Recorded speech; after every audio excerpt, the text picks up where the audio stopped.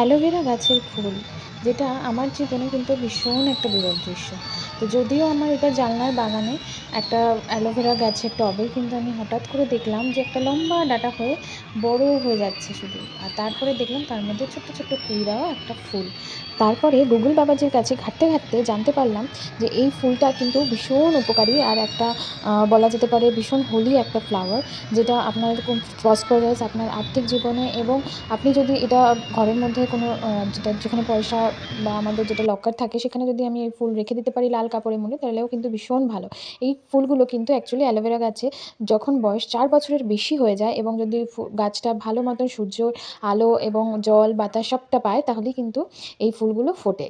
আর এই ফুলের রস দিয়েও বিভিন্ন রকমের ওষুধ তৈরি হয়, যেটা আমাদের চুল এবং স্কিন এবং স্পেশালি যাদের গাঁটের ব্যথা থাকে, হাঁটুতে ব্যথা থাকে, সেখানে যদি এই মানে ফুলের রস লাগানো যেতে পারে, তাহলে কিন্তু ভীষণ উপকারী।